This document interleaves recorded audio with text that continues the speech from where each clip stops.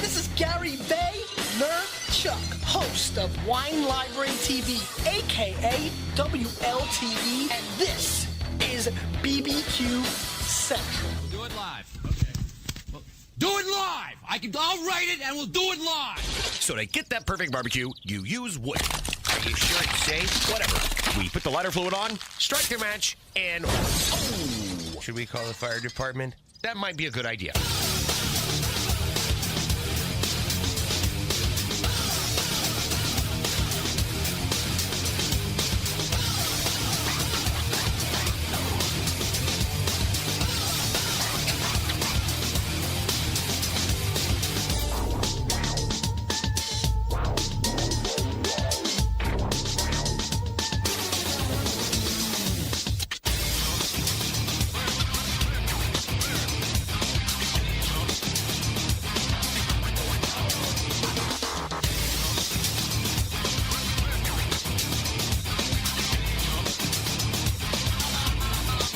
Good evening and welcome to the really big BBQ Central Show. This is the show that talks about all things that are important to the world of barbecue and grilling.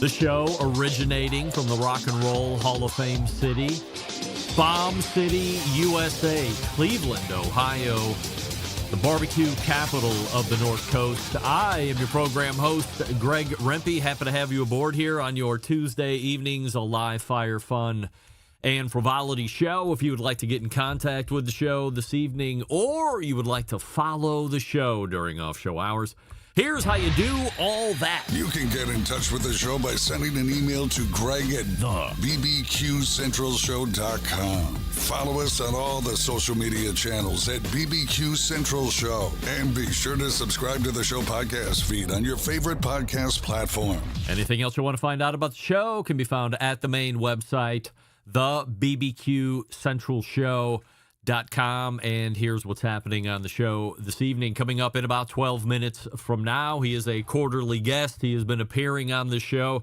since its very existence back in 2007 when it was a travesty of a podcast. He is a BBQ Central guest Hall of Famer and a Barbecue Hall of Famer. Stephen Raichlen will be joining the show.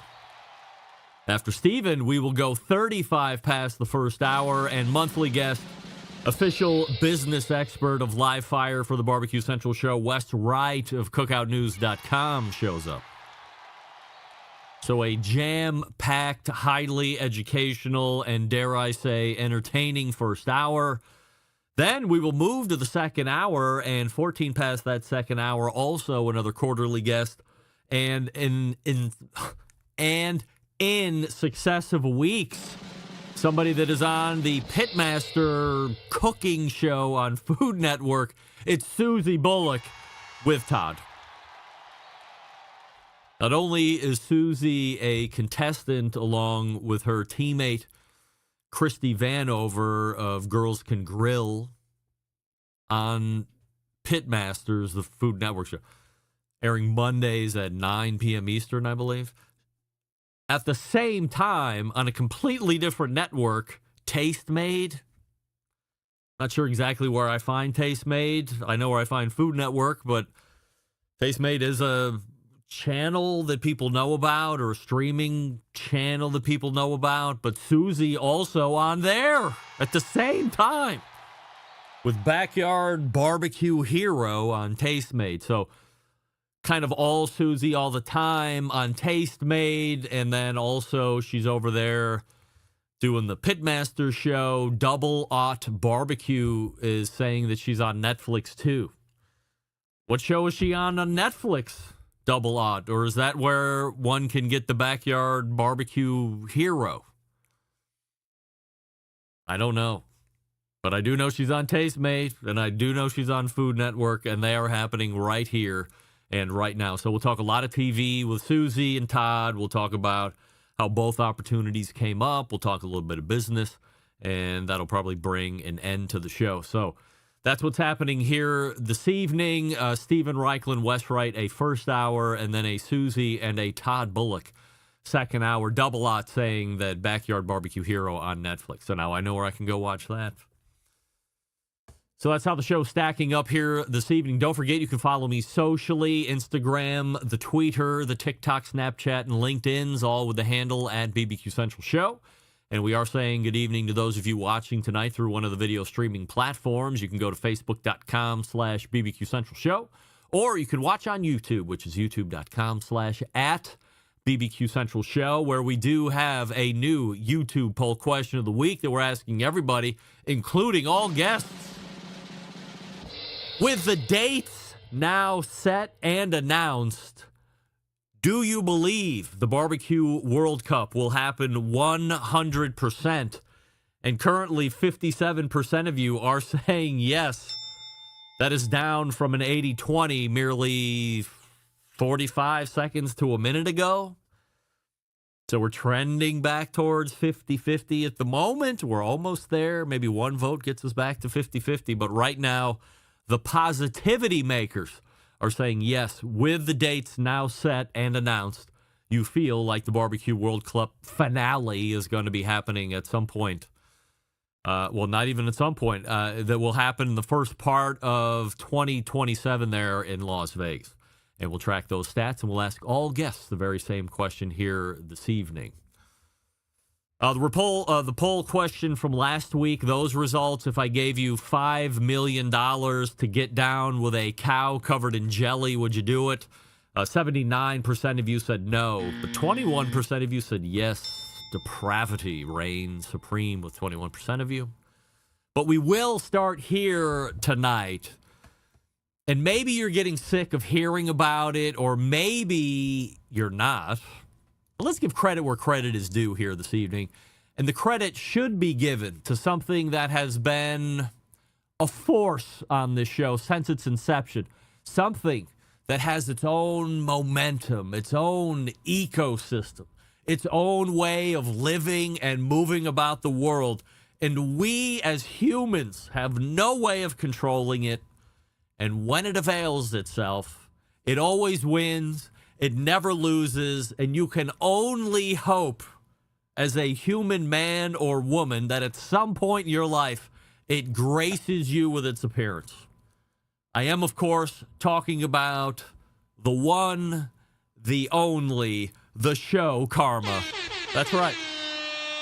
It struck again over this past week. You might recall John Jackson and Connie D'Souza appeared on this show last Tuesday in the second hour. It was a tremendous debut appearance, lots of great conversation, TV insight, great culinary background anecdotes were shared, and thusly, the show Karma rewarded them with winning their episode last night on Pitmasters, which airs every Monday night at 9 p.m. Eastern on the Food Network.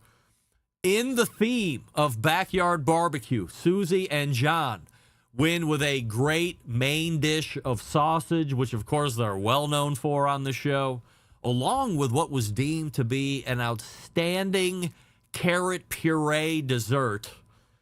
And don't try to bring that, this was shot a month ago or 2 months ago or 4 months ago. How can you say the Karma is responsible for the win? Look, I have never once in my whole life questioned the show Karma. No one has been affected by it, has ever questioned it. So there's no reason we're going to start now. And here's what we know as fact. I'm not making it up. This is not my feelings. This is fact. Connie and John show up on the BBQ Central show last week. Fact. The Pitmasters show airs last night at 9 p.m. Eastern. Fact. Those two win the Big Burn Challenge, move on to the final 3 teams left on the show. Those are facts. It's not up for debate. This actually happened in real life. The Karma lives on. You know that Susie and Todd Bulock are just aching to get on this show here in the second hour to partake in some of that aforementioned Karma flow that John and Connie did last week. Also, outside of the show Karma, many of you writing in about, am I going to lead the show tonight? with more toupee talk. Indeed not. However, if you stay tuned, top of the second hour, I will give you a complete breakdown of where we sit a week later, week outside, almost a week outside of consultation. Remember, last Wednesday was the initial consultation with Lindsay Cole from Lindsay Cole Hair, or Hair by Lindsay Cole, one of those things. I apologize, Lindsay, who's down in Westerville. We'll call it Columbus just for point of reference. So I'll break it all down for you in the second hour, top of, because I know you're just anxious to hear all about it and track that progress as we get to Installation Day about a month away from now. Holy moly. I am going to have hair. All right, Stephen Raichlen patiently waiting. Before we get to him, we will talk to you quickly about Primo grills. Now, from a high level, what do we love about ceramic cookers? Well, we love that they're ceramic. Yes, that's very nice. We love that they're fuel efficient. That's also very nice. Saving money. We love that they can achieve low and slow temperatures for the traditional barbecue meats. That's why we're here. But we also love that they can get rip-roaring hot for the high-temperature grilling of steaks and other thin cuts. But what's missing in the everyday lineup of ceramic cookers? The real ability to do true two-zone cooking. Now, we all know two-zone cooking is very important to both professional cooks and backyard cooks. It's the best way to manage a fire and cook with confidence. However, getting a two-zone fire in those round ceramic cookers is not very realistic. Why? Because it's round. Enter Primo Grill and the game-changing oval design. This shape gives you the ability to execute that two-zone setup that you desire. It also gives you the other ceramic grill benefits as well. When you break it down, there's more than 60 different ways to configure the Primo cooker, so you're only limited by your culinary imagination. If you're a guy that loves the cooker, but you love accessories more, don't worry, you're in luck. Primo Grill's bringing a ton of accessories to the table to complete that Primo Grill cooking experience. Only found at dealers, so find that dealer online, primogrill.com. And then once you find that dealer, visit them in person, touch and feel all the ovals, then buy the best one that fits your needs. Simple as that. It will be the summer of Primo for you, like it has been for the last 2 summers for me, and I love it. Just cooked on it 2 nights ago, doing a little flank steak cook, and we might do that again on Thursday. So delish, lean and mean.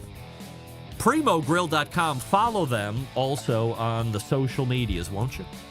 We're back with a Stephen Raichlen right after this. Stick around. You're listening to the BBQ Central Show.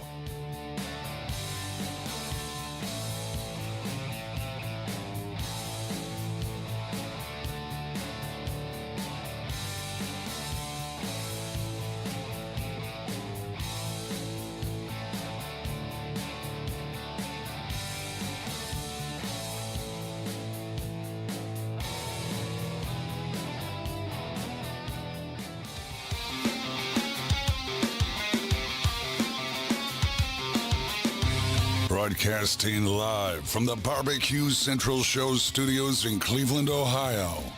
You're listening to the BBQ Central Show. Once again, here's your host, Greg Rempe.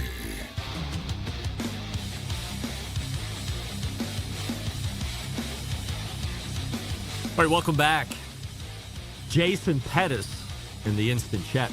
I swear I thought you just said the initial constipation. No, consultation, Jason. The initial consultation. You got corn cobs in your ears, son? Hey, my first guest tonight, known as the icon of the industry, a host of TV shows, the creator and leader of Barbecue University, 5 times James Beard Award winner. He's a Barbecue Hall of Famer and a Barbecue Central Show's guest Hall of Famer as well. Go ahead and welcome back our quarterly guest, Stephen Raichlen. Hey, Stephen. How you doing? I am doing well. Appreciate you joining us as always. All right, before we get going here on a number of different topics, we have a YouTube poll question of the week. I don't know how closely you're following this, but it is a big deal. Stephen, with the dates now set/announced, you believe that the Barbecue World Cup will happen 100%. I do believe it. Yes, all right. Then 62% of the YouTube voting public aligning with a Stephen Raichlen.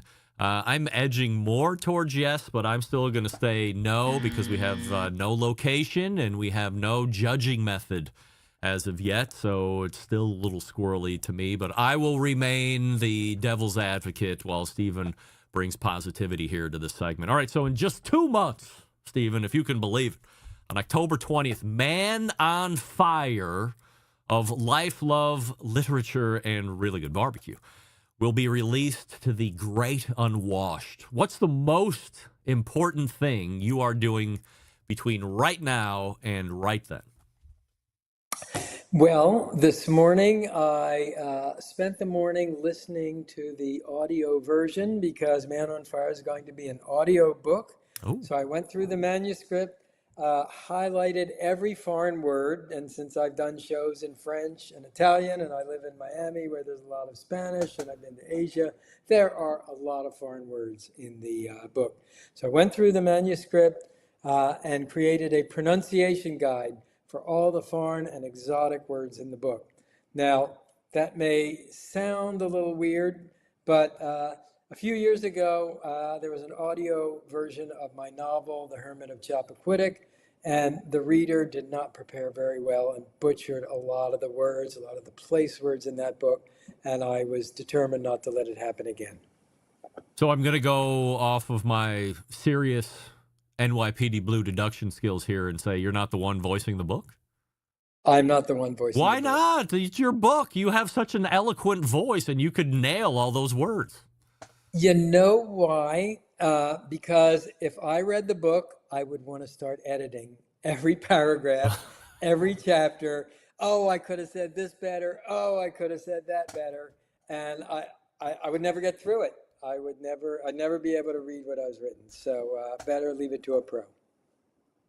Would you be in trouble if you decided to do it and then you're reading your pages and you decided just as it's happening off the cuff, as we say, you're changing words or you're adding a little bit of ad lib to it? Do you get in trouble for that?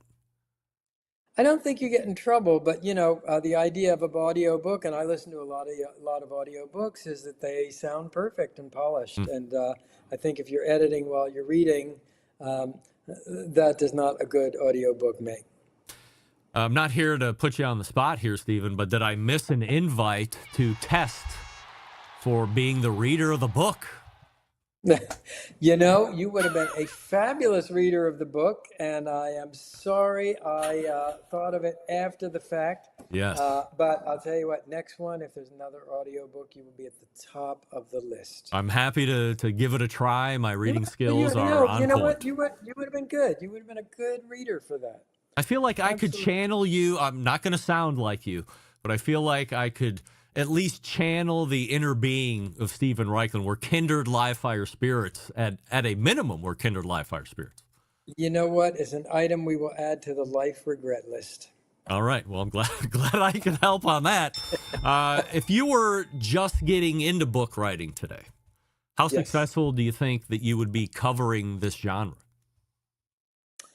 Well, I don't think you can write a memoir when you're just starting out in your career because I meant if you just got into book writing, not this specific book necessarily, but just the profession of book writing.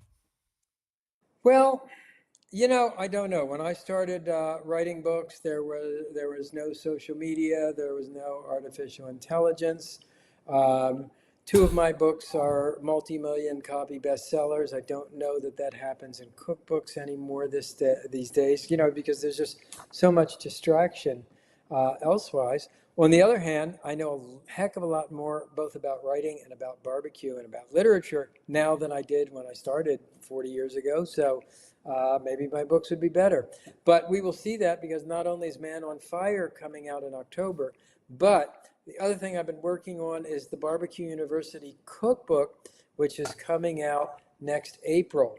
Now, I run this school, Barbecue University, at the Alisal Ranch in Solvang, California. Workman Publishing, my longtime publisher, is bringing out the Barbecue Bible cookbook. And in a way, it's sort of my was my opportunity to look back over my career, what I've learned, the dishes I'm really proud of, the techniques that I had to figure out, and how to explain this massive, complicated field of barbecue in ways that are simple and easy to understand and easy to execute. Are you a guy that feels passionate about writing everything on your own, or do you leverage AI day to day at this point? Write everything on my own. I do not use AI for Do you writing. find it offensive that AI is out there and writing for people? Yeah, I first of all, I think you can tell when something's written by AI. And second of all, I mean, I'm a writer. It's like that would take the meaning of my life away. I like writing, but I will say that I use AI for research, and AI is a terrific tool for research. In Man on Fire, I kind of talk about the history of barbecue. I talk about the history of cookbooks, to find out when Guillaume Tirel, the French author of a book called Le Viandier, which is the most successful cookbook in history in terms of longevity. It was first appeared around 1375. It's still in print today. Details about his life, man, if I had to research that, it would take me forever. A trip to a library. AI, got it in 5 minutes. 5 minutes, I've got it in 5 seconds. 1375. But yeah. Amazing. This guy's an amazing story. So his name was Guillaume Tirel, but his nickname was Taillevent, which means wind slicer in French. And that was probably a reference to his knife skills. But this guy, I was thinking about it. I mean, he has a lot in common with us barbecue folks, because back then all cooking was done over live fire. A lot of rotisserie stuff, a lot of spice mixes, spice rubs. Spices were a status symbol in the Middle Ages. So it's been kind of fun in writing the book to sort of reflect on things I've done in the past, that other people have done in the past, and how they relate to the present. I'm pretty excited. The book is at the printer right now, so I think probably in the next 10 days I'm going to get my first copy. So you can pre-order. I'll make sure you. Yeah.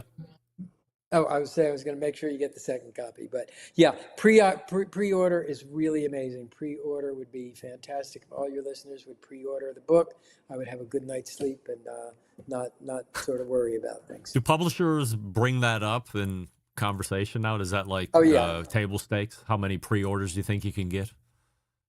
Oh yeah, absolutely. It's very important. It's even more important now, because of the book publishing industry has changed. But pre-orders help determine the print run. Will the publisher print 5,000 or 50,000? Well, if there are a lot of pre-orders, they're going to print more. We're seeing a lot of barbecue TV again, or a lot of barbecue people being featured on TV again. Some of the latest and greatest names in the industry are on the Food Network, on something called Taste Made, and some other online streaming cable channels as well.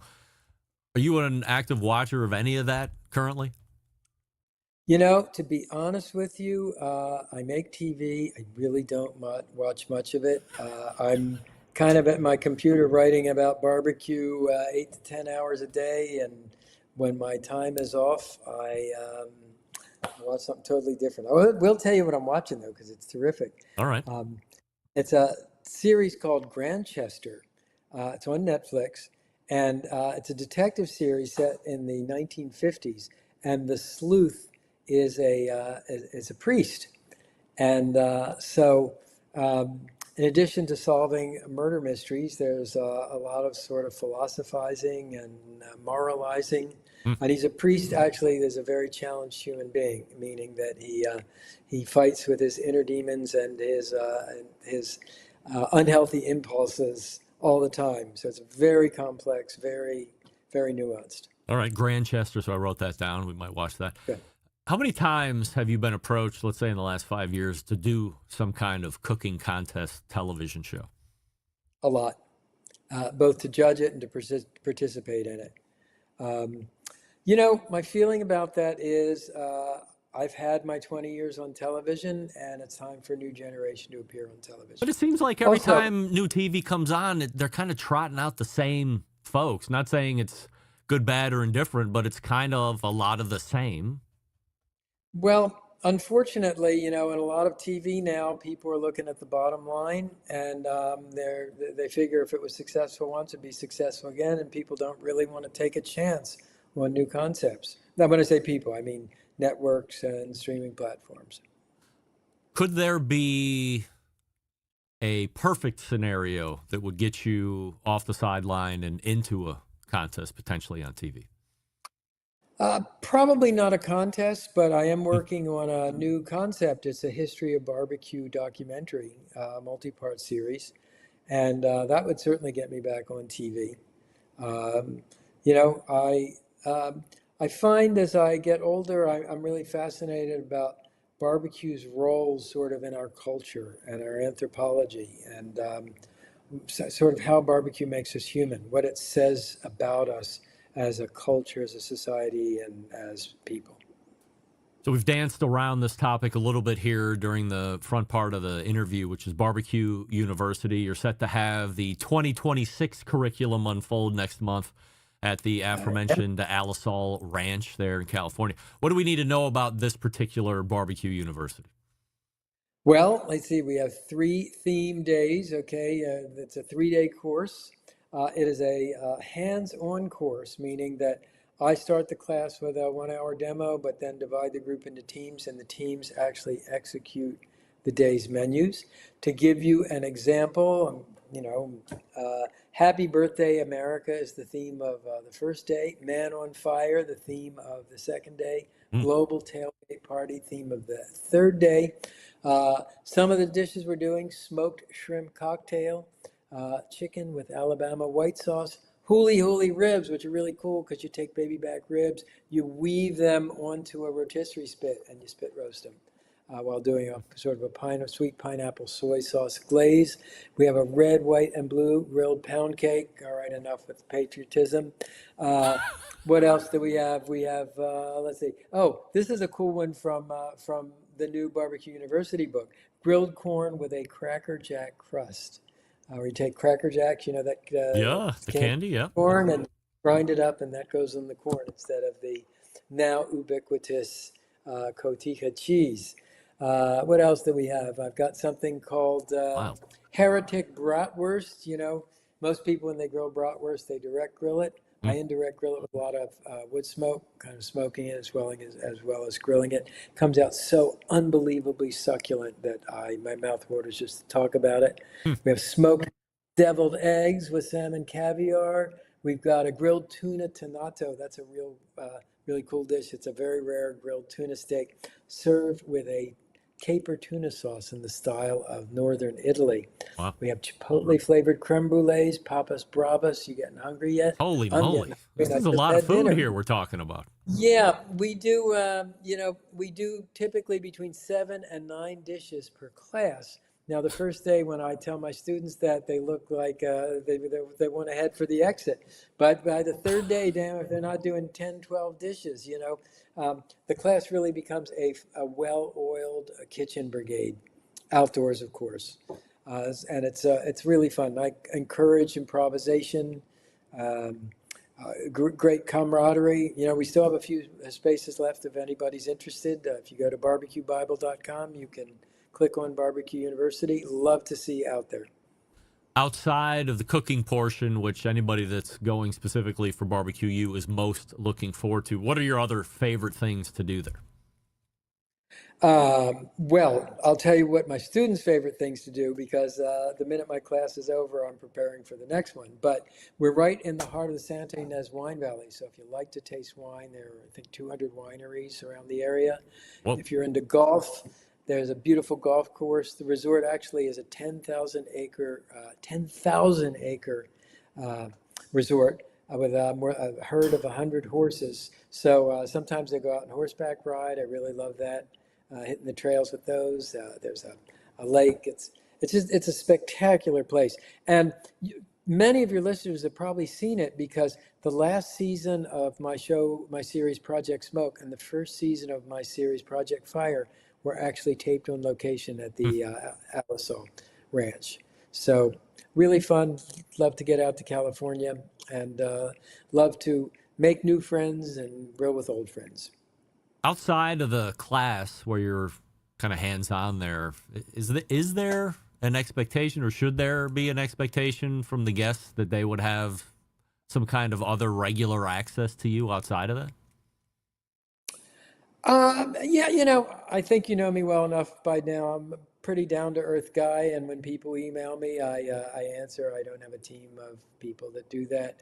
I get emails from my wife will say, my husband loves your show. Would you do a Zoom with him or send him a card? I mean, I do that kind of stuff because, I love my work and I have a great job, and it's my listeners and viewers that make it possible. So I am very accessible.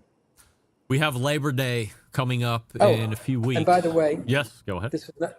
I just have to say that BBQ University has resulted in 2 marriages. Really? And one of the marriages, actually, they swore their vows over the barbecue Bible.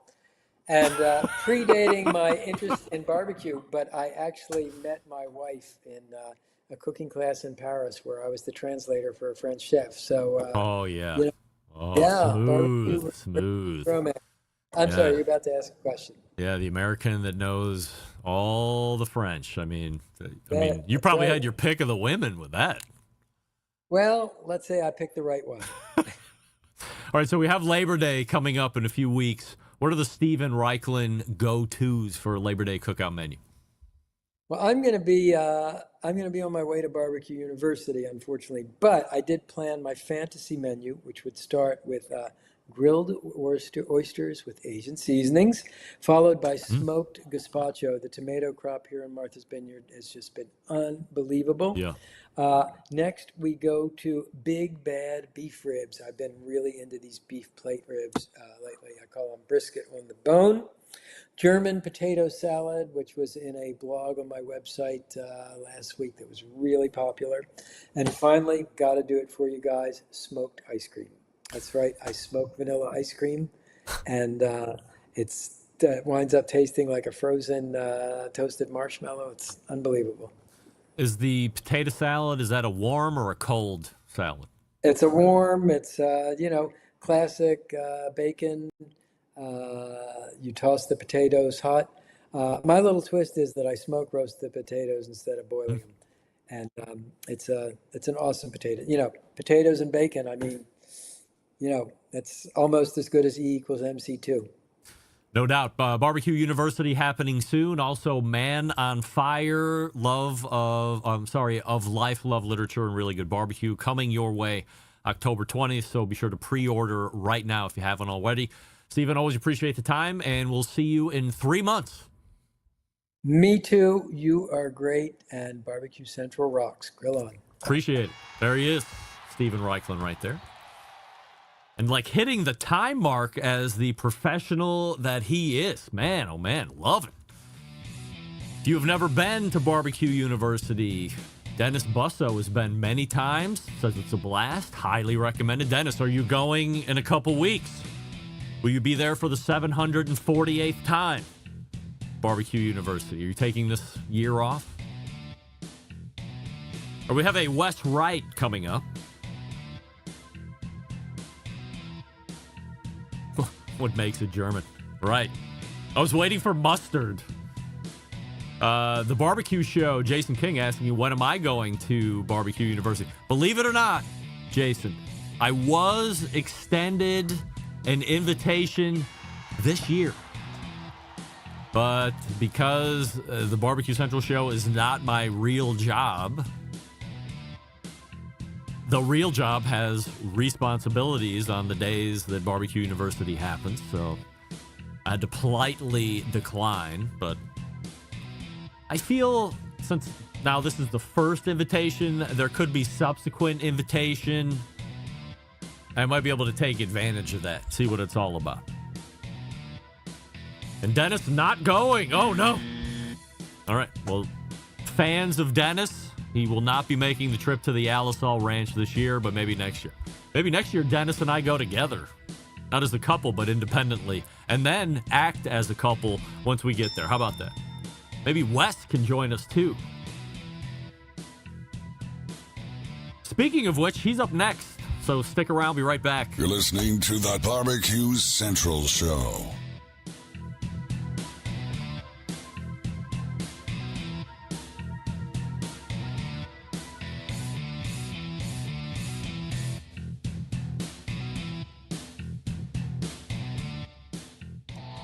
Howard Stern, Jim Rome, Dan Patrick, and Greg Rempe. The Mountain Rushmore of talk show entertainment.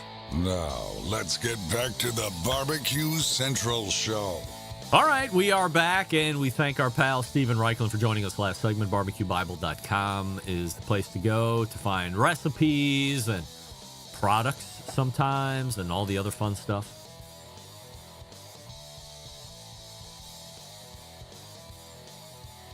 Something else I was going to say, but now I've forgotten it. That's all right. My next guest tonight runs cookoutnews.com, the website.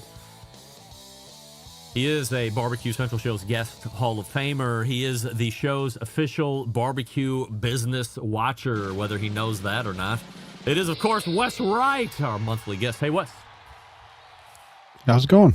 It's going well. I don't know if you heard it or not, but Stephen Raichlen said the BBQ Central Show rocks. I did. I caught that. I don't know. The home of rock and roll there. I know. Very. There's probably some big word that he did there. Like, is that ironic that he said that, or I don't know. Maybe you didn't know this, but somebody got into the rub making business here not too long ago. Wow, I didn't know that. It's the BBQ Central Show's honey rub. And it's currently selling at $48 a bottle. I got an initial run of 6. I sold out of all of them. Wow.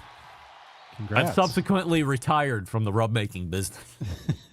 Because I'm a boy. No, so I haven't. So here's a story in case you want to run it as a blind item. So just as a trial to see if anybody would buy it at $48. They were gone within the hour of announcing it at the top of the show. All 6 were spoken for. I have subsequently, because I am a shithead, but I'm not that much of a shithead. I gave everybody their money back because I felt like an incredible thief. Even though I wasn't stealing anything, I felt like I was stealing something at $48 a bottle. I sent everybody their money back. But I also ordered an additional shipment of 32 bottles. So I believe I will be coming to market with my honey rub. The label's probably going to look a little different. I know Doug Scheiding is freaking out thinking that I'm not going to give him a black label bottle, but I will. And I think I'm going to be in that like $11 a bottle area. And then we have to add shipping. And then this is where, to me, like online merchants probably feel most of the pain. I feel I'm competitive at $11. I saw Meat Church. I've seen all the other billion rubs that are out there, and they're all within, let's say, $10 to $12 a piece. Should I? Nobody knows more business than you, Wes. Should I be even worried about $4, $5, $7 shipping or whatever it's going to cost, or do I have to figure out a way to eat back some of that?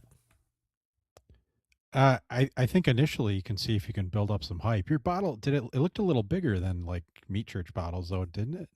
This is a 12-ounce bottle. Okay. Yeah, I think theirs are a little skinnier. Maybe I'm wrong, but... And Matt's always trying to maximize GP. Yeah. Everyone seems to be doing pretty well. Yeah, maybe you keep with the $48 a bottle and go for the premium market. Yes, but I feel like 32 bottles might take the better part of a year and a half to sell through. I'd rather make my GP on volume and turns instead of, living in that Kalamazoo grill kind of lifestyle. Yeah. Anyway, we have a YouTube poll question of the week that we're asking everybody, Wes. With the date set and announced, as mentioned here on this show, I believe last week or the week before, you believe that the BBQ World Cup will happen 100%? Yeah, I think it'll happen. Right. You are aligning with 56% of the YouTube voting public, where at one point in the show open, it was 80-20 yes to no's. The no's have started to march back and claw some of that lead back. I'm on the fence between The two. Why won't it happen? Well, there's still no location set, and there's still no judging method sent. And I know in the bottom of that email where it announced the dates, it said that they were going to be announcing location like later, and they were going to be judging or announcing the judging method or rules or both or whatever at some point towards the end of the year, so everybody has equal time to do. As I said in the embedded correspondence segment last month, those 3 pieces of information, like if you have them, you release those. You scream them from the mountaintop for anybody that was taking a shit on your particular event for months and months in a row to dispel all that. It's these dates, it's at this resort or wherever the hell you're going to have it at, and here are the rules, and this is the judging method that we're going to use, and we're going to just pound it and pound it and pound it so everybody knows there's no surprises and everybody feels 100% confident. Like without those 3, I wasn't as bad as John Solberg, who believes it is nothing but a grift. I was like, I can see his point because some very major issues that I would want to know as a potential participant are not being doled out. And now it seems like they're just sitting on information. Like some information, okay, like if they're going to be a mega superstar that's going to be like Taylor Swift and Travis Kelce are going to be guest judges. So you want to keep that under wraps. You want to sit on that info to build some hype. But these are cornerstone items to build your event and to give it more legitimacy and believability for the folks that might be naysayers. So I continue to find it odd that they want to sit on that stuff. Yeah, I mean, when I've looked at it too, it seems like they're like it's almost like a Memphis in May. But they have like they're advertising a whole expo side of it where they're saying you can launch products, stuff like that. I mean, from work I've done in the expo space, usually you pre-sell your next year's event at the current event. So, the clock's running on that. You get, a good 60% pre-sold for next year. And if it's in April, is that right? I believe, yes, April. So like we're already sitting in August, clock's ticking on selling expo space, especially when marketing dollars are at a premium in the barbecue space. Any idea where the $1 million prize is coming from? Yeah, I mean, again, going to Memphis in May, they had like massive losses, right? Wasn't that the story last year? That it's been years in a row. There's been losses. Yeah. So I think the way you can only make it work is if you have a large expo, but a consumer expo is a little different and takes time to build up. So that's the only way you can make it work. If you look at like the HPBA's financial disclosures, they make like 5.2 million a year. I'm using rough numbers here.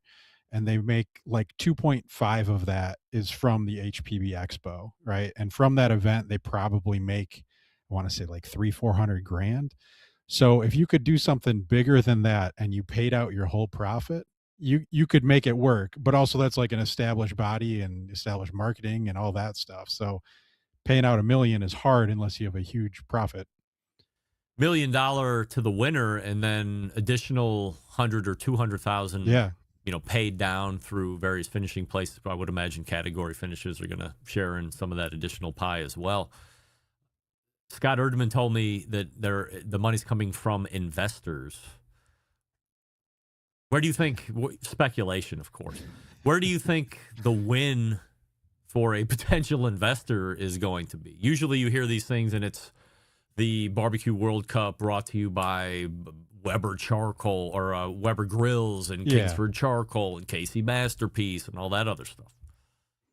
Yeah, that's another thing that's a little odd. If you go to their website on something, especially if you're an expo or even a big event, usually your sponsor logos are all over the place because that's where you make your money. And I don't see any when I go to their website. So unless it's some private investors, we're okay with some losses the first year to get something going. I'm not sure. Whoever is running that event has a lot of work to do in the short time. Are you still not watching barbecue television? It's not even specifically barbecue television. I got kind of burned out on like the cooking competition shows. I spent years and years watching those. I've seen a billion episodes of Chopped, and it's like I'm at a point where I'm just like, it's not that serious. Let's just cook some decent food, and everyone's happy. Everybody on that Pitmaster show is telling me, but this one is different. Oh, really? What's different about it? I haven't watched it. I don't know. I mean, I've been watching it. I know who gets eliminated. By the way, if you didn't watch it on Monday, Matt Groark's team got eliminated last night. To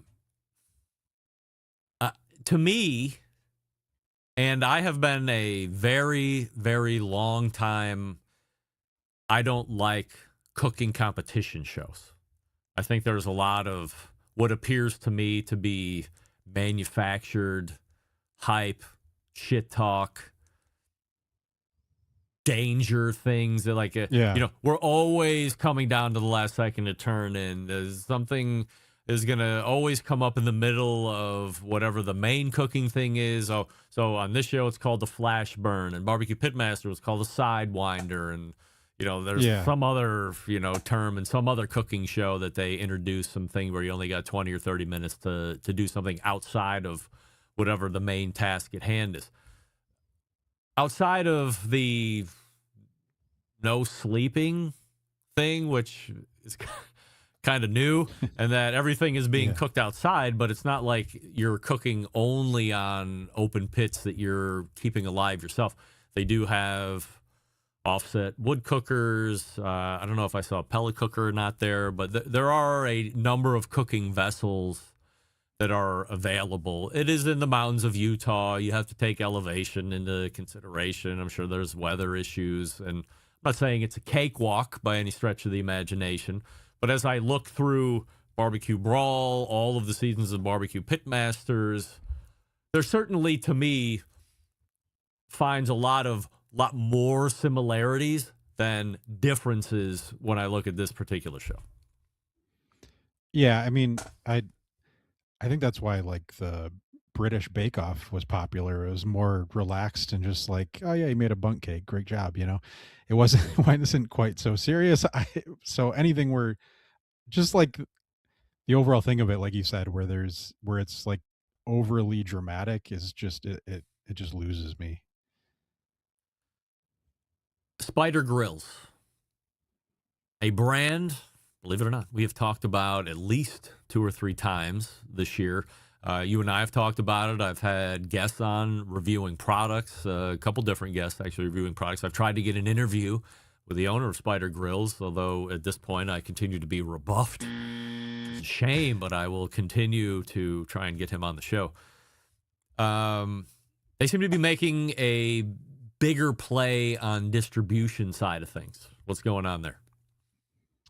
Yeah, I mean, they started in the Weber space with making, controllers. They had a pellet controller for a Weber, and then they had that Venom, which controls your charcoal.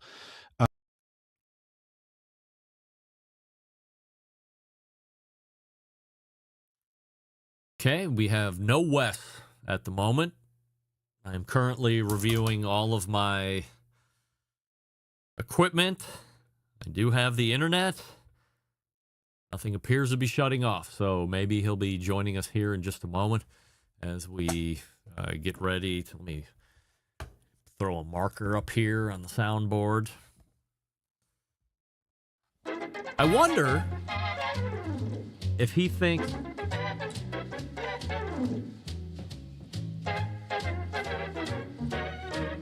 I believe Sam the cooking guy is watching the show here live.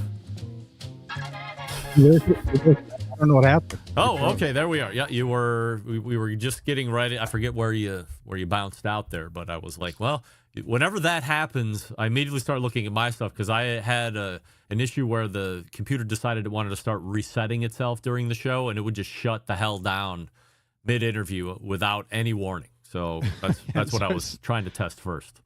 Sorry about that, but they released the Huntsman, which was a purpose-built grill based on their engineering, and it's a good product for like a dealer network. It's kind of perfect for like specialty retailers like that, because it takes a little. He's gone again. Wes, you got to pay that internet bill, bro. Otherwise, they shut that internet off. Maybe you paid the wired portion of the internet, but you didn't pay the Wi-Fi. Got to pay both sides, Wes. Got to pay both sides We'll do it live. of the internet in order to remain on the show. 0 times before in Wes Wright's entire life of showing up as a guest on the show has he had 1 ounce of internet issue, has he had 1 ounce of connection issue, always been on microphone, never had microphone issues like some guests. I mean, this is crazy. By the way, Sam the Cooking Guy weighing in on text message saying Steven Raichlen does not have an eloquent voice at all. Sam, how dare you? How dare you? How dare you? I think it would be great. I mean, are you telling me you wouldn't rather listen to Steven Raichlen read his own book? I always thought that was almost, let's say, part and parcel of writing a book. If you were going to do the audio book side of things, that you were the one that was going to voice the book. Unless you just have a really bad time at reading, like you can't read very well, then I guess you would hire professional talent out. But Jesus Christ, I've had Steven Raichlen on the show since 2007, and he knows I have a professional studio. He knows that I can read probably better than most human beings in America, at least, if not the world. Plus, most people have no idea when I'm reading or if I'm just talking off the top of my head, because my oration skills are of a most elite level. Wes, what the hell is going on? Like, there's no Wes. He's not even coming back this time. He's retired. I'm vamping. Oh, here we go. Text message from Wes. Don't know if it's me or you, but I can't get back in. Oh, damn it. Well, now look at here. Susie and Todd Bulock showing up 45 minutes early. Oh, my goodness. Is this the right link? We're still Wes Wright? Still Wes Wright. Can you even hear me? I can hear you now. Oh, all right. Did I send it says you this on link? Our name is Wes Wright on here. Is this the link I sent you? Uh-huh. For crying out loud. I'm going to send you a new link. Oddly enough, Wes Wright had an incredible internet issue, so I was just vamping to either get to the end of the hour or figure if he was going to punch back in, and I was like, well, that guy doesn't look like Wes at all. And I was like, well, that's Todd. It's not. This is Todd. Yes. All right. Well, here's what's going to happen. I'm going to put you guys on ice. I'm going to send you a different link where the actual setting is set up with names correct. That is going to look something like this, where you would be, right? But instead, I sent the wrong link. All right. So we've learned a lot here in just 35 seconds. Be right back. Stay with me, and we'll be back shortly. And that is Susie and Todd Bulock right there. Ready? Ahead of time. Professional. And still no Wes Wright back in, and he's not coming back according to his text message. So let me go over to our pal. Do I want to? Yeah, I could do that. Why not? All right, well, I feel bad because Wes Wright was really schooling us on spider grills before the internet took him out. Immediately, I'm leery about everything else going forward on the show because that's how I live in my life. Wes Wright can be found at cookoutnews.com, where you can find all sorts of stories on spider grills, loco cookers that we never got to. Again, that's cookoutnews.com. This show is proudly sponsored by our pals over at Fireboard, the innovators behind the Fireboard 2, the Fireboard Pro, the Fireboard Spark, the Fireboard Beacon, and the wireless Fireboard Pulse. Experience total control over all your devices from anywhere in the world As long as you have that Fireboard app, you can discover more by visiting their website at fireboard.com. Or if you have any questions, call them.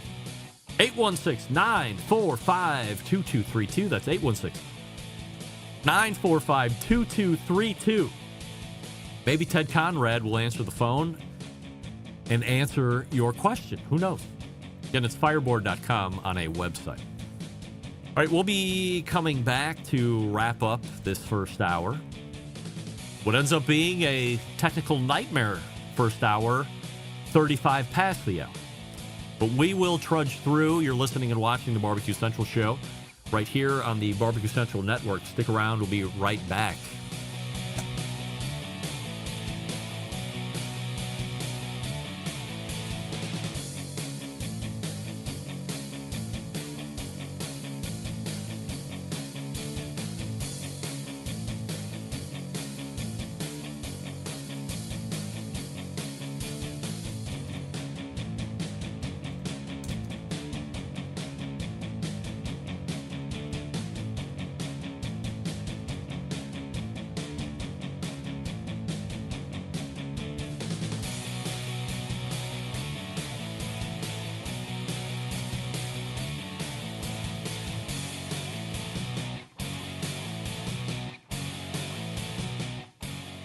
Continuing to produce incredibly mediocre content in an exceptionally professional way. You're listening and watching the BBQ Central Show. Once again, here's your host, Greg Rempe.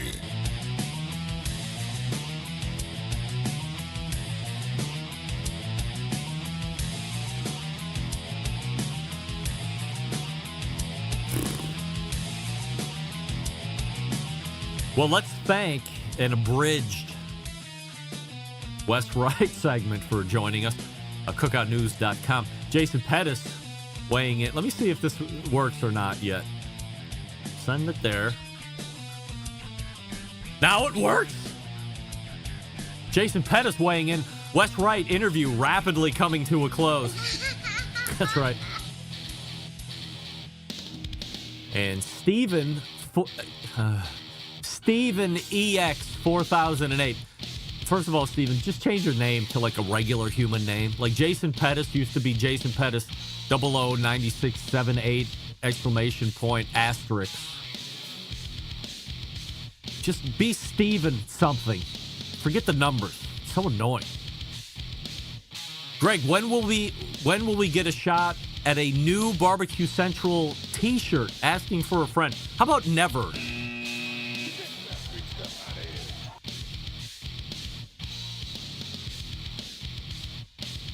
I know it was fun when we did the BBQ Central Show shirts that were like presidential running shirts. But, I mean, it's a lot of work for me. And I don't make any money on it. I mean, I'm very too busy to be messing around with nonsense. Steven, did you get one of those initial shirts from the last time we did it? If you did, hold on to it. Only wash it every 8th time you wear it so the fabric stays supple and succulent and it doesn't deteriorate over time. Store it in a bag.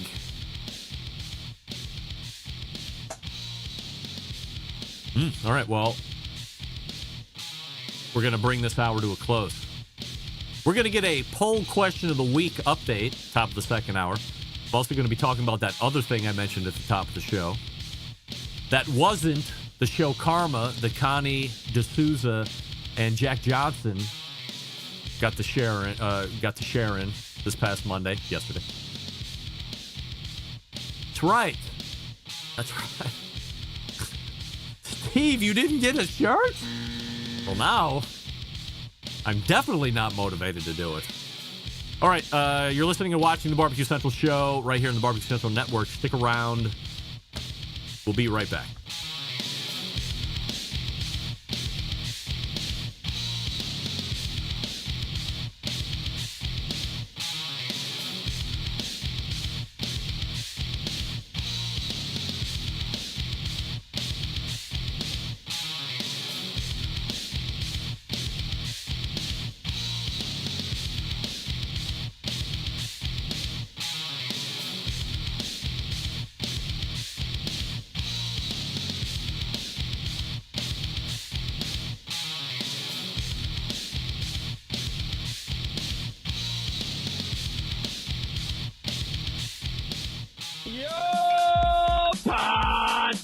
This is Meat Mitch, and you're listening to the BBQ Central Show.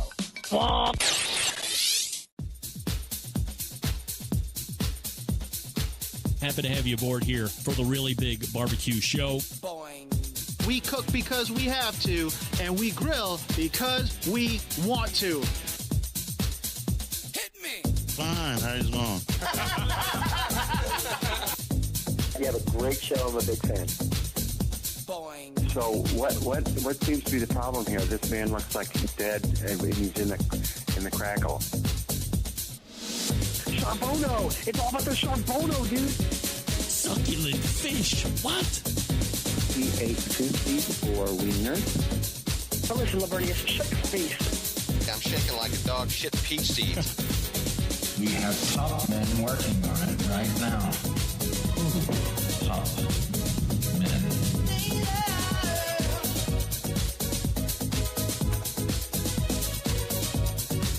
And we are into the second hour. Wow, just like that. First hour's gone. The second hour is here.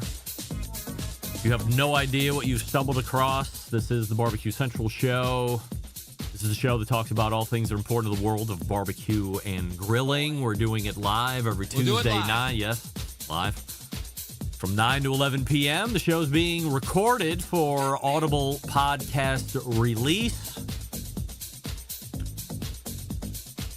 Hour number 1 will be released tomorrow, and hour number 2 will be released Thursday. We'll talk about Friday here in a second. The BBQ Central Show coming to you live and direct from Palm City, USA. Still to come on the show this evening. Sorry, didn't mean to step on you, Dave. Still to come on the show tonight. Trying to say Susie and Todd all at the same time. Susie and Todd Bulock from Hey Grill Hey, so stay tuned for that. Of course, we say good evening to those of you watching tonight through one of our video streaming platforms. You could watch on Facebook, which is facebook.com/BBQ Central Show, or you can watch on YouTube, which is youtube.com/@BBQ Central Show, where we do have a YouTube poll question of the week that we're asking everybody. With the dates set and announced, you believe that the BBQ World Cup will happen 100%, and currently 55% of you are saying yes, you believe the BBQ World Cup is now officially going to happen, and we'll see what that looks like through the rest of the show. We've been very close. We've been 5 or 6 points of 50-50, but then it seems to race out to 10 points or so on the positive side. Jason Pettis asking for the Weird Science Hour 2 intro. Jason, I would feel... So the music that I'm using now, like that music, that is from a very obscure Vanilla Ice song or a movie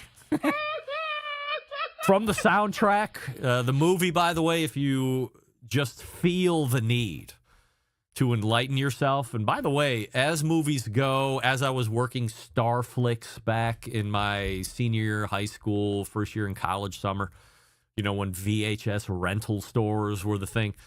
Vanilla Ice was the hit. I've seen him in concert. Big fan, still a big fan to this day. He did a movie. It was called Cool as Ice. The soundtrack was mind-blowing, life-changing, all of the positive adjectives that you would like to say. And all things considered, not a bad movie. I've seen it like 50 times. I would put it in once a shift at Starflix because it was fun. So if you're ever looking for something obscure, late 80s and 90s reference and Vanilla Ice heavy, Cool as Ice might be something you might want to take in on whatever the hell streaming platform it might be on, and it might not be on any of those. You might have to get it on YouTube as a rental.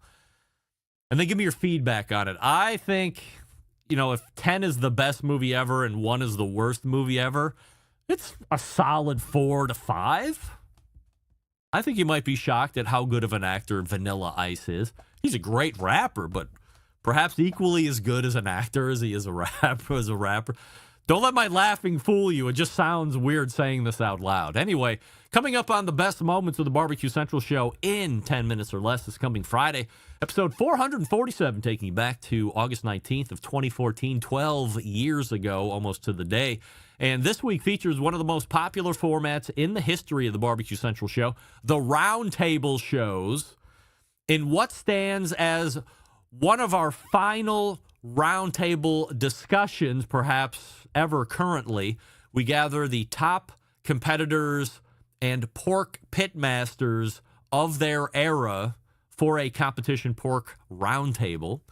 And the featured guests this time around include David Qualls of the American Dream Barbecue Team, Matt Barber of Hot Wachulas, and Darren Worth from Iowa Smoky D's. And for anyone unfamiliar with these competitors, this serves as an ideal primer, and it comes from a time when competition barbecue remained a major focus across the industry. And back then, the competition barbecue scene actively set and drove major trends, and interest in competitive barbecue was exceptionally high, making it a treat to revisit who was dominating the field and what recipes were taking top honors. And by the way, I do listen to every show, so let me address John's talk out. Pondering which pork brand Darren Worth currently uses in comps, and he actually wondered if Darren is still doing comps. So I text Darren Worth immediately after I heard it, and I said, hey, Darren, I know you're still competing. No need to worry about that. But what are you using pork-wise? And currently, Darren Worth using Compart pork. The Compart Duroc pork, whatever. So, John, to answer your question or your out loud wondering, he is still competing, doing well, and he's Compart pork guy. You can subscribe to the show by visiting thebbqcentralshow.com/subscribe. And don't forget, if you would like to hear a guest or segment that you feel has been lost in the archives, you can email John, let him know what you'd like to hear. John, J-O-N, at thebbqcentralshow.com. And here's what you've been waiting for, the toupee update, because you've been asking for it ever since I mentioned it last week. So a week ago, went to bed, woke up Wednesday on the road to Columbus, Ohio, and first thing before any business is done on the heavy-duty trucking side, I go to Hair by Lindsay Cole, sit down for a 15-minute toupee consultation. I got to tell you, she's a delight. She knows her shit. She's well-trained. She was asking all the right questions. She gave me ample amount of time to ask all of my questions to her. She was really invested in what my current lifestyle looks like, if I'm a workout guy, if I'm not a workout guy, if I'm run hot guy, if I'm not, do I sweat, blah, blah, blah. Because in its totality, the amount of sweat, evidently, that is going to be on the dome is going to lessen the time that I guess normal people that don't work out would get out of a glue down situation. So maybe somebody doesn't work out or isn't active, or doesn't sweat, I don't know. They can get like 2 weeks before they would have to do any kind of a re-glue or touch up or whatever the hot button words are with things involved in maintenance. Let's call it maintenance. So if you are an active person or you're a sweater by trade, that obviously affects the adherence, longevity of the, I'm just going to call it glue. So that's number one. And, you know, I have been a many years of workout guy, not so much into running anymore, but I do walk at a pretty steep incline at a pretty decent clip. So by the time a half an hour is up, I wouldn't say I'm in flop sweat, but I am in a sweat. Like the head is sweating, shirt is soaked, front and back. I mean, I'm worked up by the end of the walk, and then it's weightlifting after that. Then we got to get the push-ups in, got to do the abs, blah, blah, blah, blah, blah. So that's 4 times a week at a minimum. And I'm also trying to get 10,000 plus steps in every single day, 7 days a week. That doesn't always result in sweating or overheating, That appeared to be the main. And then it was, well, do we want to go polymer-based? Do we want to go lace? She's working with both. She's talking about realistic hairlines and things of the... And here's what we've worked out. September 21st, also a Monday. We call that Installation Day. I'm calling it Installation Day. How about that? Then, the next day, so 21st, so then let's back it up a week before that Tuesday, you will see a debut visit from toupee specialist Lindsay Cole right here on this show. We're going to talk about toupees, we're going to talk about stigmas, we're going to bust myths, we're going to give like it's not going to look like a dead bird or a rat on my head or maybe a dead cat or whatever. So we're going to talk about all of that. Then a week later, Monday, I'm going to be down in Columbus for the install, also for business, but also for the tube install. And then the following night, making back-to-back appearances, Lindsay Cole will be back on the show, talk post-install. How to go, what's it looking like. I'm going to give like my real-time feedback, being 24 hours just in. All the fun stuff that you want to know. And then, it will all be unveiled together. So whenever I forget, she might be 9:14 leading up. So I'll like try and like mask the head and we'll like unveil it all together so everybody can see. Then everybody can make fun of me, of course, because I know how you people are. And then we're just going to talk about it. Like, again, I'm not hiding it from anybody. I'm not trying to pull a fast one on anybody. But to see what I have seen on Instagram, especially with what's available today in this market versus what I had grown up seeing, is like night and day. Light years, night and day. And she studied under one of the best. Also, my youngest daughter, the cosmetologist, is going to be going down in hopes of maybe inspiring her to bring that skill back to the Cleveland area where there is nobody doing that. So that's the timeline of toupee as it sits right now. Initial consultation is done. We're feeling really good about it. We were color matched, the whole different thing.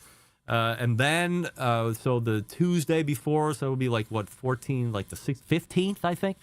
Lindsay Cole will be on pre-install to talk all about it.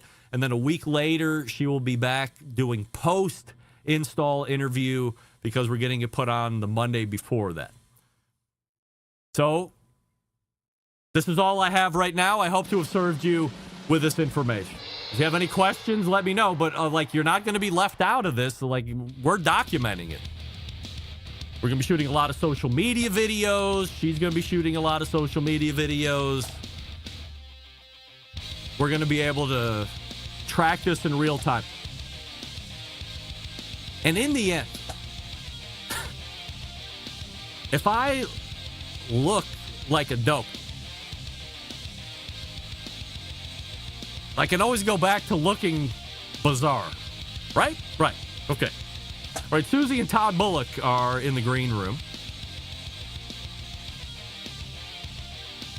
Before we get to that, I'm telling you about McAuliffe Cigars because guess what? The new color is coming out. It's going to be a big announcement here soon. Working on getting Amanda McAuliffe on the show to talk all about it. It is the orange, the last one in the color series. Is it my favorite color? No. Is it good? They're all good. That's the hardest part. I have my favorites of the entire color series. This one is not one of my favorites, but I feel if you are somebody that's in that, like say mild to medium, but medium plus is too much, can't do it. If you like the lighter wrapper kind of a situation, then the orange might be for you. We'll talk to Amanda all about it. All you need to do is go to McAuliffeCigars.com to find a retailer near you. McAuliffe is spelled MICALLEF, McAuliffeCigars.com. And we're back with Hey Grill Hey right after this. Stick around. We'll be right back. You're listening to the BBQ Central Show.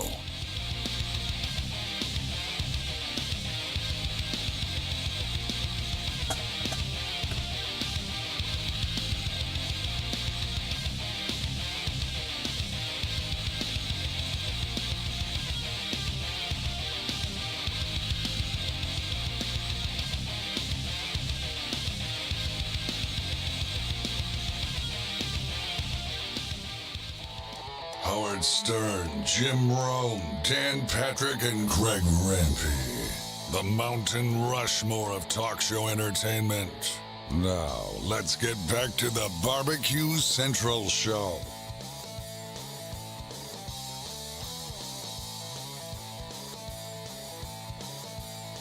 Welcome back.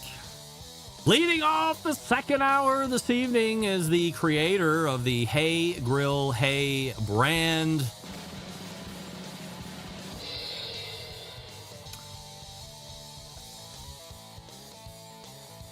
Just chill out for a second, guys. I feel like I want to say this, but I want to stick my foot in the mouth. Hold on 1 second. Give me 1 second. Give you a little traveling music here. Looking.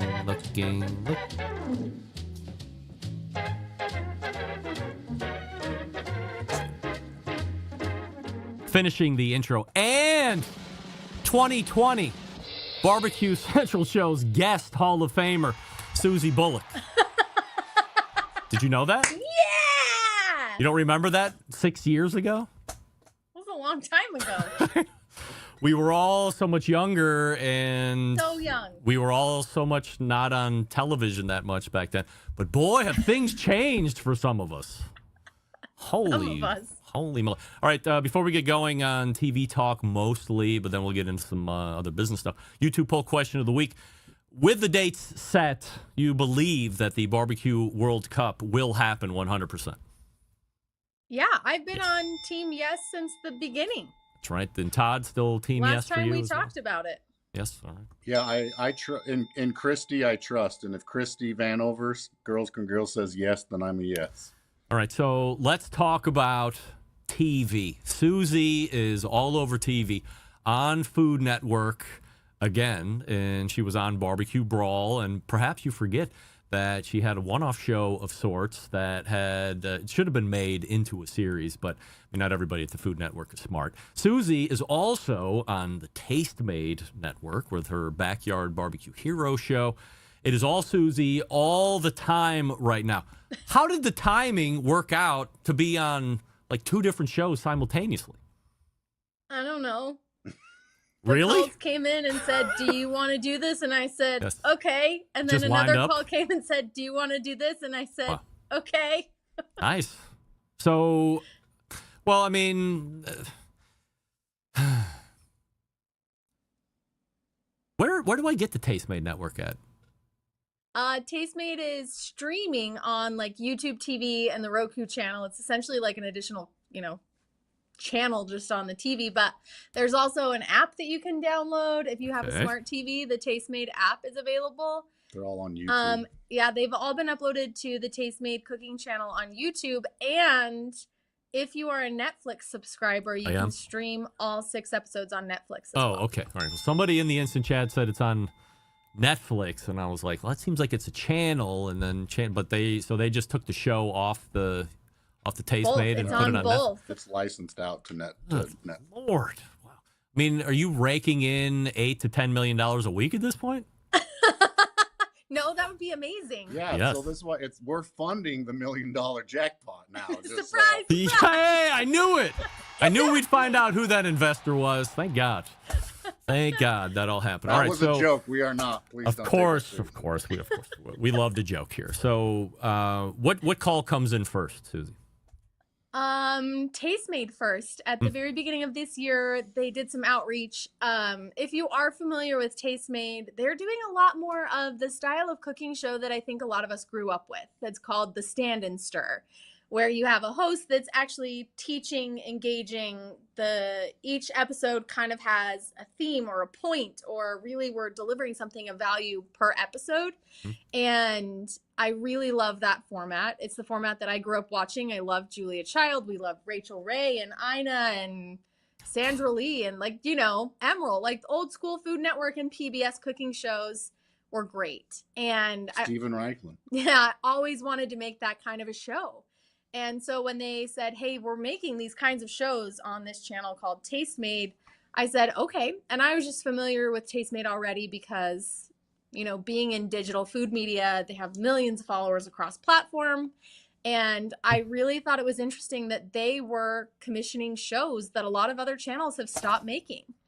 And so it was really exciting to get that opportunity. And they said, do you have a concept? And I said, oh, I don't just have a concept. I have all 6 episodes in the name. And I emailed them back in a couple days and said, because I'd already built this show in my mind over the last decade of what I would want this to look like and how I would want it to feel. And so pretty much like 1% refinement and feedback from the Tastemade team in terms of like, we think this episode's great. Can we swap in this type of recipe for this one? And we were good to go. Some behind the scenes on this was interesting to me because I've seen we had a Food Network show where a production company pitched Food Network the idea for the show. Then Discovery and Food Network gave the production company the money to fund the show. But Tastemade reached out and said, we'll basically at a budget of X amount per episode, we can give that to you and then you guys produce it. And they gave us full creative license to find our own production team and build the show exactly how Susie wanted it. So that was amazing. Who gets to do that?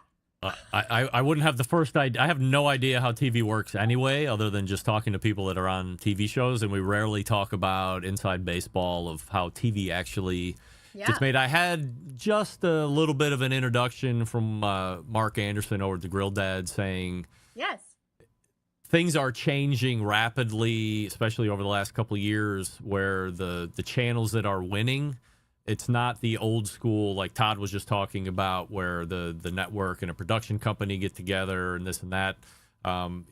They're now doing the reach out and saying, if you can bring us a finished this many episodes, then you have a platform to put it on. And I think that allows somebody like you guys, and I've seen, 100, 200 of your videos, and to me, those are prototypical stand and stir type. Your outside production, or were you able to keep all of this in-house, maximize the money that goes in the pockets, but also know that you have this experience of producing really great video content and you could flip it over to a network? We were idiots.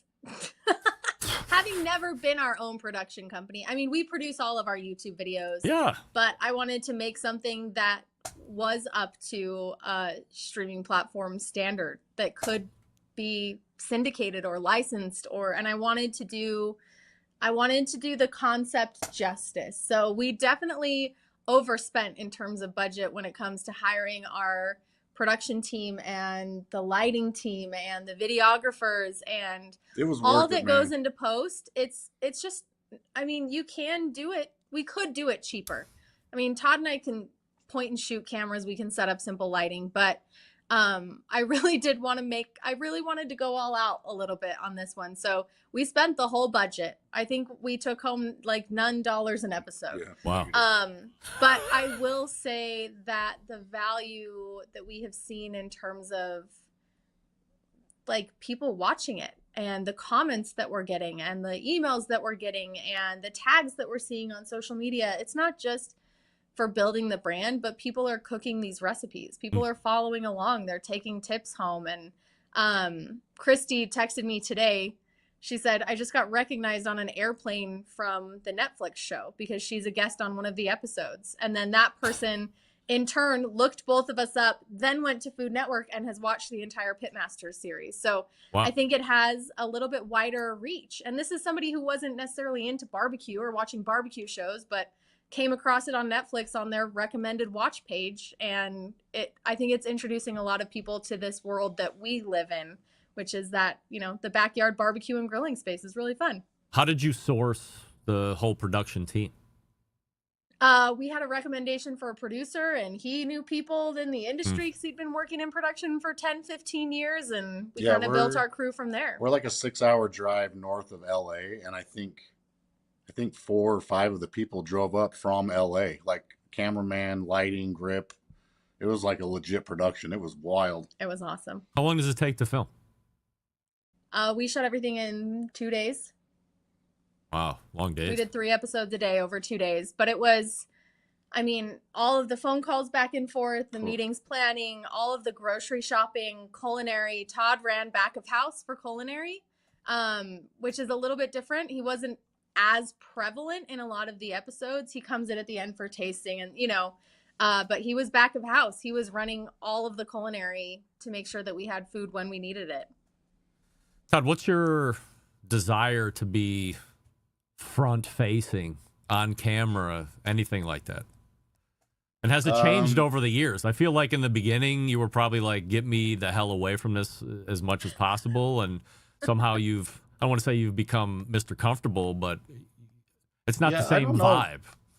People ask for me, so I show up, but I don't have any desire to be the star. Like I don't know. I'm literally like, being blonde is a real thing. And when they put the camera on me and say something, I just am like, I don't know. Like my brain just goes blank. So I just don't like it. And I'm in to do it as long as it elevates the brand and entertains people. I'm all for it. But when people asking for me, I don't know. I have low self-esteem, I guess, but I just think it's a farce. Like it's a joke. Like, we need more Todd. And I'm like, okay.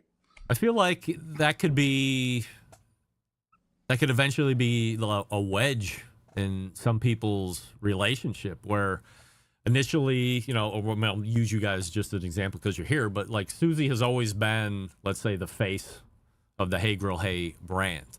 And then somehow the other person starts to get involved in it. And all of a sudden it becomes like a weird thing where now the person that really was never the face or wasn't really the start of it is now becoming offended that we're not getting equal time, or maybe I should get my own show too. And it sounds weird when we're talking to you guys about it, but I think that's a real thing. Yeah, I think so too. Todd and I were actually talking about that last night because you see it really often when, especially in a lot of relationships where a wife becomes successful or higher earning or has more exposure than her spouse, that does create a lot of insecurity and a lot of inequity, and that can lead to problems. But I don't know, Todd's like the greatest human that has ever been. And legitimately, when people are like, we want more Todd, I'm like, I know, me too.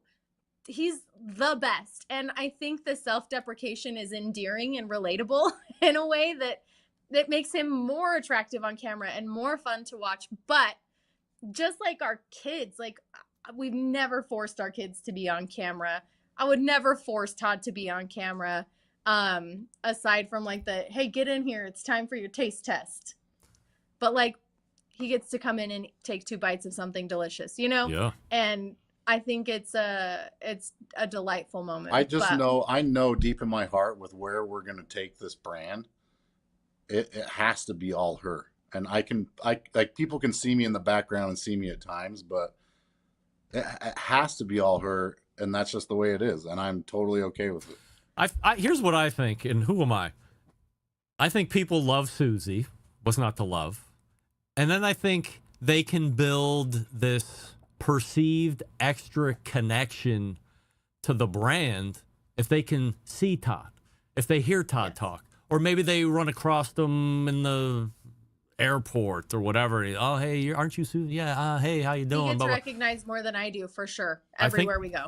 I think that is a unrealized value add to the brand where if it was just Susie, maybe the connection to the whole thing wouldn't be as deep, but because we have a perceived access to Todd, it strengthens that relationship. It deepens that relationship with the customer or the fan base.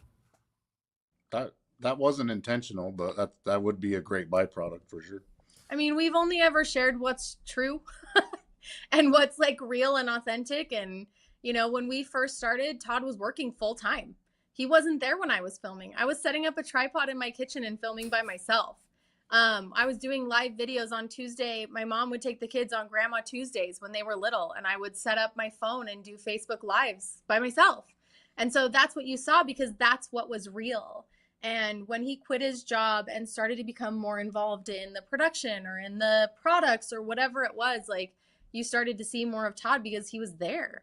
And I think that's true now. So it's kind of always just been really where we were at the time. And sometimes he's traveling or sometimes he's busy or we don't have an extra cameraman, but it's always been based in what we're actually experiencing and living and going through. So I do think it lends a lot to that connection with us, because you're seeing, you know, what our lives are like in a lot of ways. How does the Food Network come about?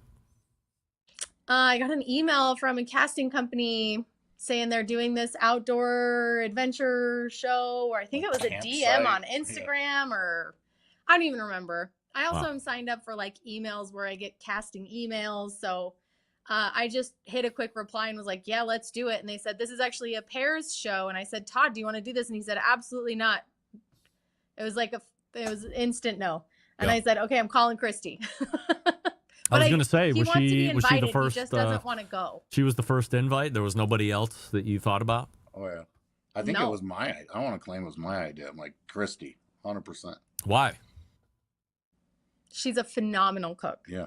She's incredible under pressure. She's a great competitor. And I have found in these shows, people who have a good repository of recipes at their beck and call usually fare pretty well, because they're able to cook on the fly and, you know, pull out concepts and recipes in a way that I think adds a little bit of an advantage to either just competition cooks or just restaurant cooks that kind of do the same things over and over again. So she was my secret weapon a little bit, because she doubled my recipe repertoire instantly when you put the two of us together. So I had Connie and John on last week, and I said, hey, when you're, you know, rolling up, you see everybody come in, like, how many teams did you recognize? And like immediately I said 0. We had 0 recognition of any team. John said that. Connie's like, well, I knew Susie, and I want to say she knew somebody else, but I think it was just you. She had no idea who anybody else was. And I said, oh, you didn't know any of the judges? Oh, yeah. We knew all the judges, blah, blah, blah. I mean, I know, you know, like Matt, and everybody knows Ernest. And I mean, you know, all the judges, of course. But from a team's perspective, did you know everybody else? Or did you know everybody except Connie and John? I knew Connie. I didn't recognize her when I first saw her, but she told me her name and kind of what she had done, and I was like, I follow you on social media. And so I've been following, we watched the shows that she was on. So I'd followed Connie. I just didn't recognize her. It's like you see people out of context of like TV or social media, and it like takes you a minute. Hector and Ruben, we knew about Palmita Barbecue, but I hadn't ever met him or Ruben in person. So they were new to me. And then the Denzel and Reggie from Tacoma, I didn't know them either. And they just became like our brothers on that show. We got really close. Our cook stations were right across from each other. We helped each other out with building our pits. We helped each other out with hauling wood. So it was, they were amazing. And I didn't know them before the show started, but I think I knew. We knew Al and Jeremy really well. Yeah. I know Al too well. Yeah. And Leslie and her son, we knew them really well. Yeah. And so I felt like I had a good handle on who everybody was. I didn't know Alisal and Grecia, but we knew of 2M. Yeah. So on a scale of 1 to 10, 1 being as uncomfortable as it gets, 10 being the most comfortable thing ever, how do you feel about being on TV, Susie? I left that experience. Christy and I both left feeling like it was such a positive experience. It's incredibly grueling. Any TV show is very demanding, not just from the physicality of like being on your feet and cooking and like not sleeping. Yeah. Any show, they added that element of outdoors, right? They added the element of sleep deprivation, building your own pits from scratch. Like there were a lot of elements to it that took it to a next level in terms of physicality. And then on top of that, you have cameras in your face all the time, producers asking you questions, and the judges. It's really interesting. We got some feedback from the judges face to face a lot in the earlier episodes. And then the last couple of episodes, the judging wasn't done to our faces. So Christy and I left the whole thing feeling incredibly positive. Like we did this amazing job. And so I would say 10 out of 10 in terms of like the filming experience. It was difficult, but we really enjoyed it. We feel like we represented ourselves incredibly well. I would say watching it back is like a 5 out of 10. I hate watching it after we make it. It's not my favorite. I love watching this because we didn't get to see a lot of what the other teams were cooking. Yeah. So it's while we were there, because we're so focused on what we're making. Of course. So it's really fun to watch it back and see what all the other teams made. But I don't love watching it back and seeing, just like anybody, like you watch Chopped and you're like, don't run to the pantry now. Like, you know so much better when you're watching it from the comfort of your own home. So now we're watching it back and I'm like, oh my gosh, why did I do that? Why did I make that? And you kind of see all of the little mistakes that in real time you were like, I'm just doing the best that I can with what I have. Between the two shows, Pitmasters and Backyard Barbecue Hero, which one did you like doing better? Ooh. I think she's more, I'll let her answer. She's more proud of Backyard Barbecue Hero because it's her dream show. But while she was filming and when she came home, I could tell that she loved it and had a really, really great time. So I think Backyard Barbecue Hero was actually harder to make because we were the creative directors and the producers over the entire thing. Every little edit, or just stressing over every little edit. I wasn't just thinking about being fun and engaging and cooking the best food that I could. I was also thinking about, how's this presenting to camera? What am I saying that's going to be educational? I'm the only one on the show that's like, we have a couple of guests on, but essentially start to finish, I'm directing from in front of the camera. Whereas on Pitmasters, I just got to be a cook and I just got to have fun. And so I think that was actually, even though it was more grueling physically, I think it was much easier to film Pitmasters. We didn't have to plan any of the production. Because I wasn't in charge. Barbecue Hero, I think I am more proud of because we did that whole thing and it was amazing. And Pitmasters was filmed 45 minutes from our house. So that was nice. You could have just went home, caught a quick nap, I know, and then headed back, right? That was crazy. What judge do you felt like you had the most in common with? Oh man, that's tricky. I feel like each of the judges brought something different and their own perspective to the table. I think Andrew Zimmern has such global experience and has eaten food from some of the best chefs in the world. So I think his expectations and standards in terms of complexity and execution were incredibly high. I think Mo has that competition barbecue background. So I think he has a lot of understanding of how is this supposed to feel? What's this texture? You hear Mo talk a lot about tenderness when he's judging how moist something is. I think he really leans into kind of that competition barbecue style of, is it cooked right? Is the tenderness there? And then the other two judges just really love Texas, man. They just really love Texas barbecue. And I would say that's probably one of Christy and I's failings, is that we're not from Texas, but also when you're in a competition, you do have to cater to judges' preferences. And we know Ernest and Jess are going to love really well cooked meat, and they really love like a more classic Texas style approach to things. So I do think it was, and they know meat and they know barbecue, like Jess with her meat science background. And I know Ernest has a bunch of competition barbecue experience and the restaurant side. So I think the judging panel was incredibly well-rounded. Is it tough to take face-to-face criticism from these judges? I feel like face-to-face, their feedback was generally positive with a couple of negative notes here and there. I think a lot of what they did in terms of like any negative comments was like shared amongst them when we weren't there. So that's what makes it hard to watch it back, is because I'm like, they're going to have negative comments because that's how entertainment cooking works, right? Yeah. They gotta push the negative narrative a little bit to keep the drama up, to keep it interesting. But we didn't really see a ton of that face to face. So watching it back, we're always like, ugh. Don't speak out of school here. I'm trying to keep these questions tight. As of yesterday, that's all we're talking about. It seems that our teams really plating things with 1 second to go, with 3 seconds to go, hands up. Is that a gimmick? This show doesn't really have as tight of a countdown. Like on Chopped, they love like the 10, 9, 8.